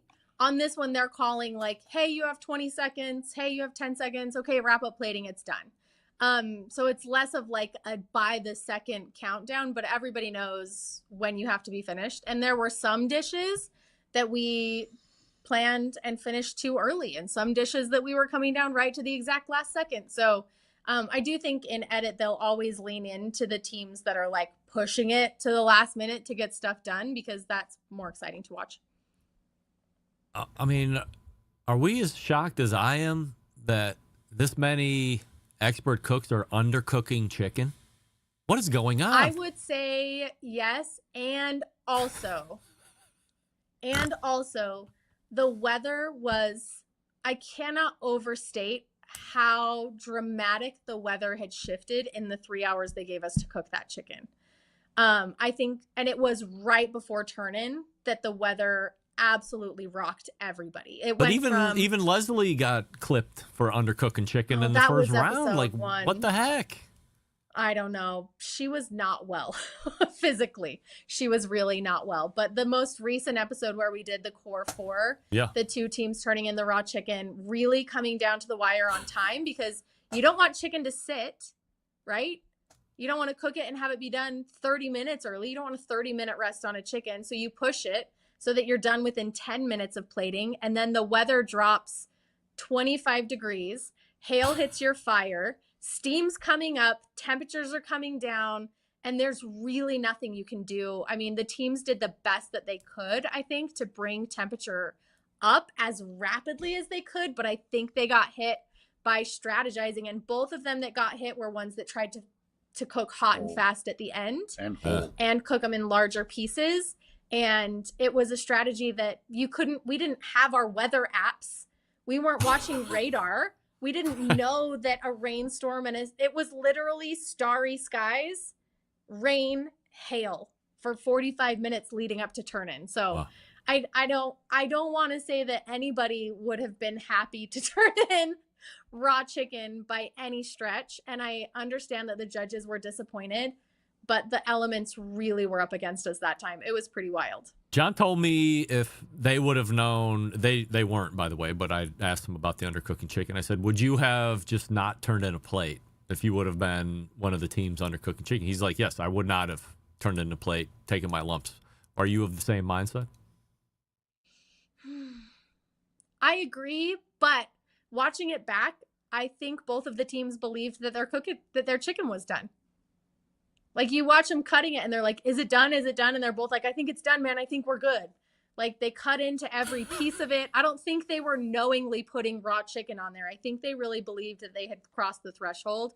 And as it sat, a lot more of that visible pinkness came out than what it would be right when you cut into it that second. So you are one of the final 3 teams. Yes, one of the final 3 teams that are currently still on Pit Masters, which can be seen Monday at 9 p.m. Eastern on the Food Network. As of yesterday, are you surprised that you've made it this far? Yeah, after judging, yes. I think it was really, Matt and Max and Christy and I in the bottom 2 for that episode based on the judges' feedback. And I think it could have gone either way. It just came down to final points. And they didn't tell us if it was 1 point difference or 5 points. They didn't tell us if it was close or what. So we don't really know where we landed, but we definitely feel like we skated by the skin of our teeth on that one. The judges they did not like our backyard barbecue. I don't know if I invited them if they would come to my house. I would invite them.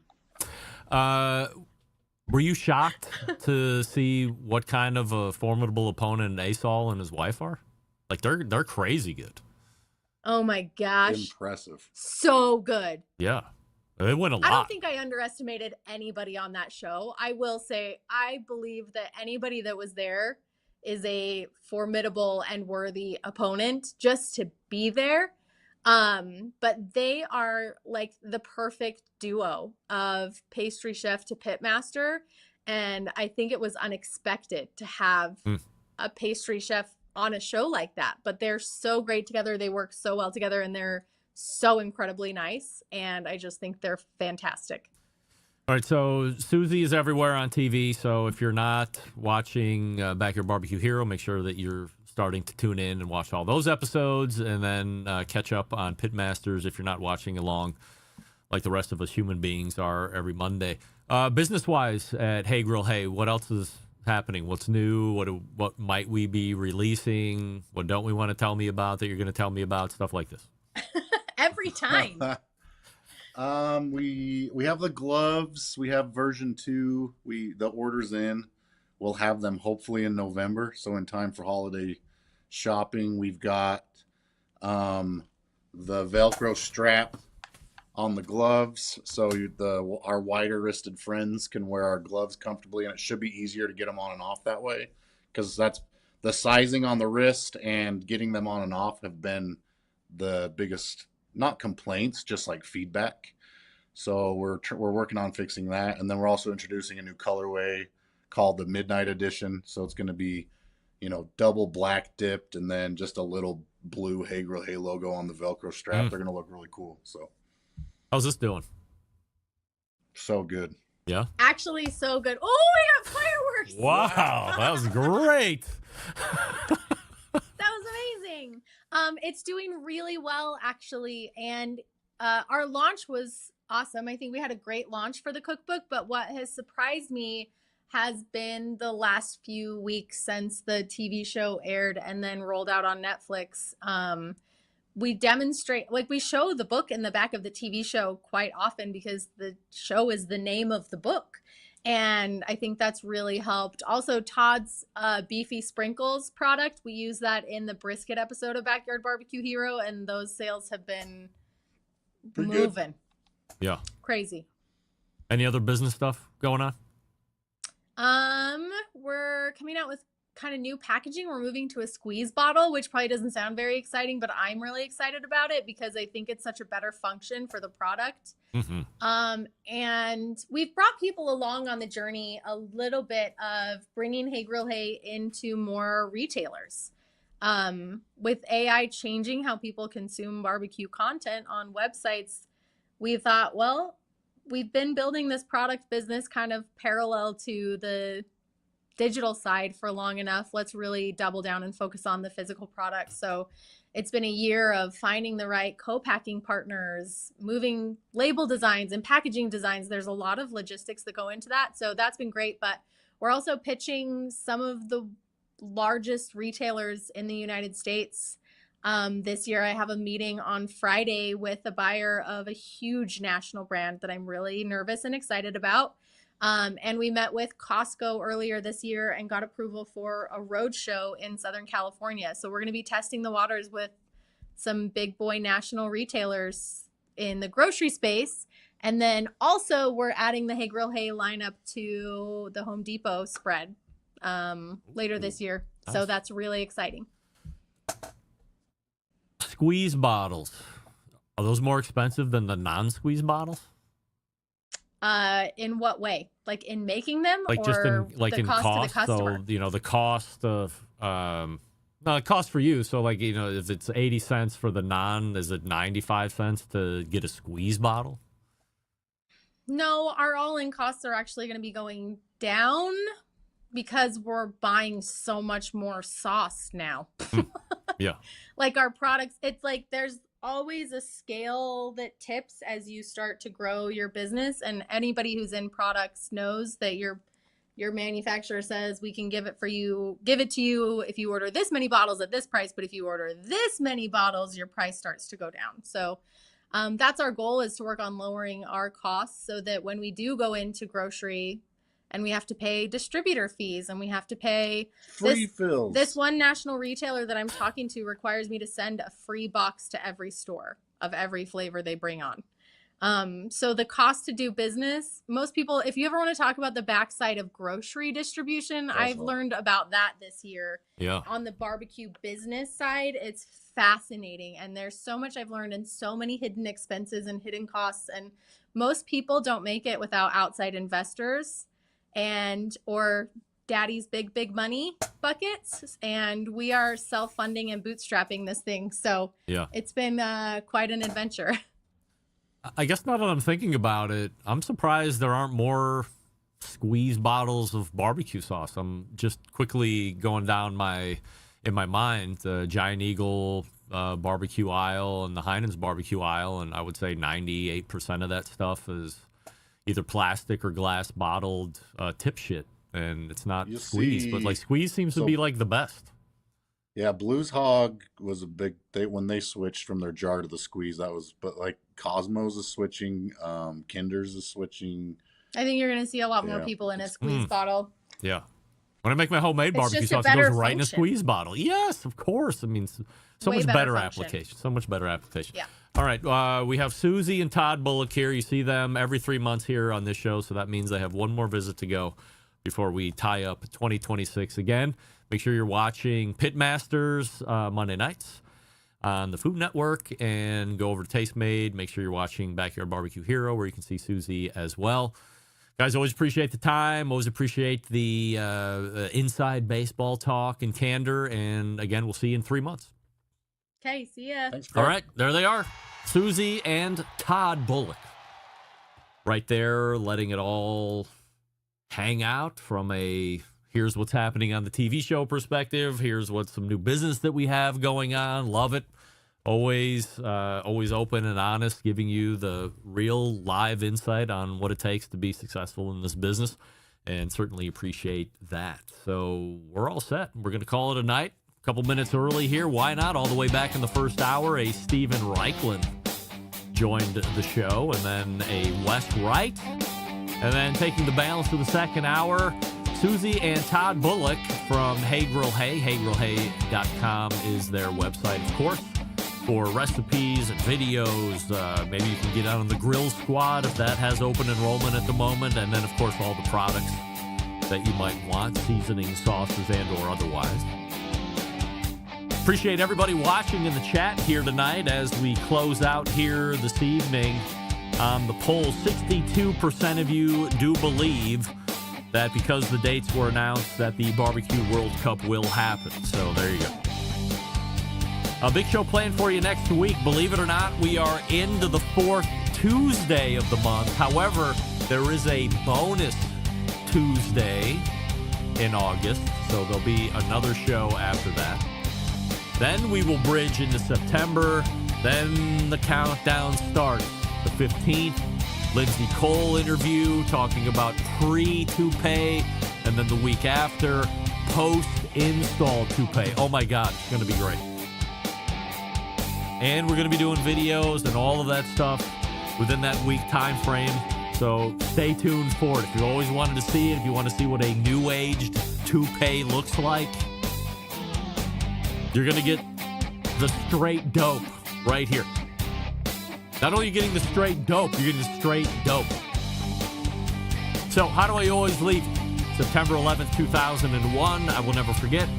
And until next Tuesday at 9 p.m. Eastern, this is your program host and proud U.S. American, Greg Rempe, saying, Shaboon! Shaboon!